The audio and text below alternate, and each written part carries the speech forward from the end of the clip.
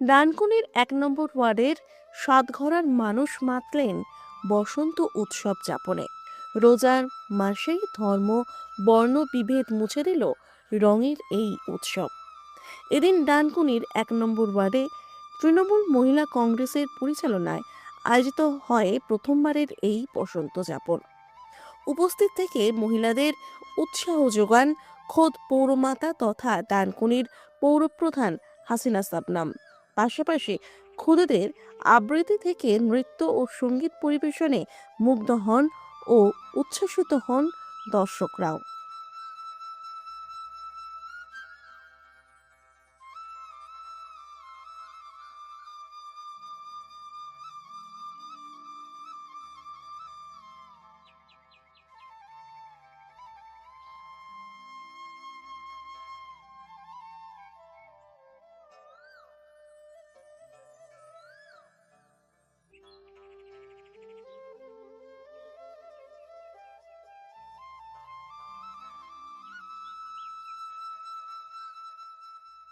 আমার যেতে ইচ্ছে করে নদীটির ওই পারে, যেতে আয় ধারে ধারে, বাঁশের খোঁটায় ডিঙি নৌকো বাঁধা সারে সারে, কৃষকেরা পার হয়ে যায় লাঙল কাঁধে ফেলে, জাল টেনে নাই জেলে, গরু মহিষ সাথে নিয়ে যায় রাখালের ছেলে।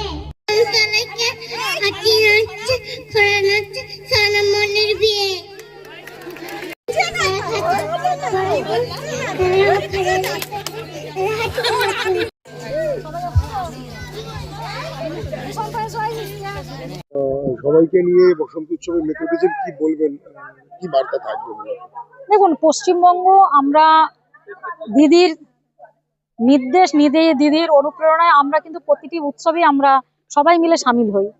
তাই আজকে আমাদের বসন্ত উৎসব হচ্ছে চাকুন্দি সাতঘরা ১ নম্বর ওয়ার্ডে। এই ১ নম্বর ওয়ার্ডের সাতঘরাতে সমস্ত মা বোনেরা আছে, দেখতে পাচ্ছেন দাদা ভাইয়েরা আছে, কচি কাচারা এখন নৃত্য পরিবেশন করবে। তাই আগামী ১৫ তারিখ আবার ইফতারে মজলিস আছে আমার ১ নম্বর ওয়ার্ডে। এবং সারা পশ্চিমবঙ্গ ব্যাপী আপনারা দেখেছেন, একদিকে ইফতারে মজলিস হচ্ছে, একদিকে বসন্ত উৎসব হচ্ছে। যখন যা উৎসব আসছে, কখন দুর্গাপূজা হচ্ছে, যখন কালী পুজো হচ্ছে, কখন ঈদ হচ্ছে, কখন বকরিদ হচ্ছে, কখন মহরম হচ্ছে, কখন আবার ছট পুজো হচ্ছে, কখন বড়দিন হচ্ছে। তাই সারা বৈচিত্র্যময় যে বাংলা, যে ভারতবর্ষ, সেই ভারতবর্ষের আমরা নাগরিক।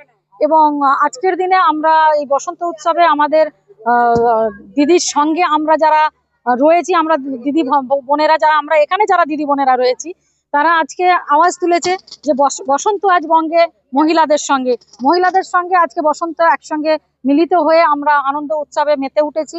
এবং সাতঘরাতে আজকে যে উৎসব আনন্দ হচ্ছে, এই সারা ওয়ার্ড জুড়ে, সারা ডানকুনি পৌরসভার ২১টা ওয়ার্ড জুড়েই আমাদের এই উৎসব একে একে এক এক দিনে পালিত হচ্ছে। গতকালও দেখেছেন হয়েছে।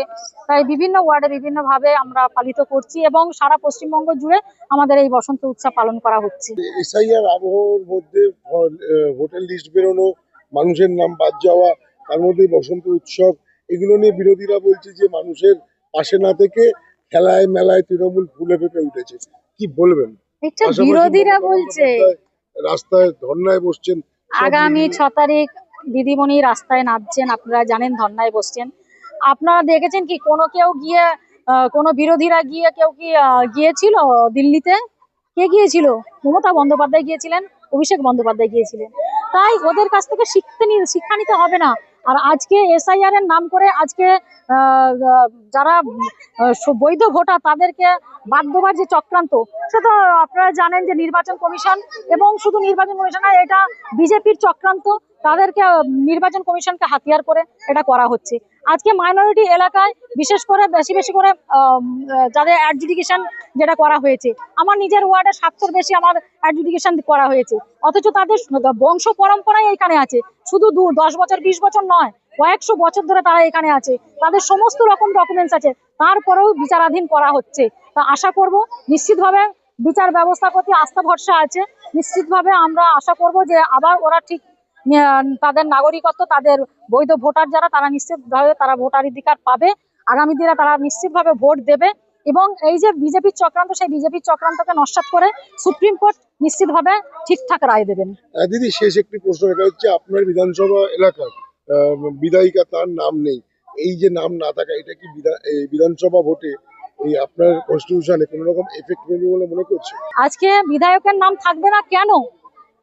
কেন থাকবে না? কেন কোনো কাউন্সিলরের নাম কেন থাকবে না? কেন সাধারণ মানুষের নাম কেন থাকবে না? তারা তো এখানকার নাগরিক, তাদের নাম কেন বাদ দেওয়া হচ্ছে? এটা পুরো তো টোটালটাই চক্রান্ত, বিজেপির চক্রান্ত, আর নির্বাচন কমিশন এটাকে করছে। তাই সুপ্রিম কোর্ট যে রায় দিয়েছিল যে আপনারা কেন্দ্রগুলোকে বাড়ান, কিন্তু কেন্দ্র বাড়ানো হলো না, ভেন্যুগুলো বাড়ানো হলো না। একটা জায়গাতে বিডিও অফিসে গ্যাদারিং করে মানুষ ঘন্টার পর ঘন্টা, দিনের পর দিন তারা দাঁড়িয়ে থেকে থেকে তারা হেয়ারিং করলো, তারপরেও কেন তাদের নাম আসবে না?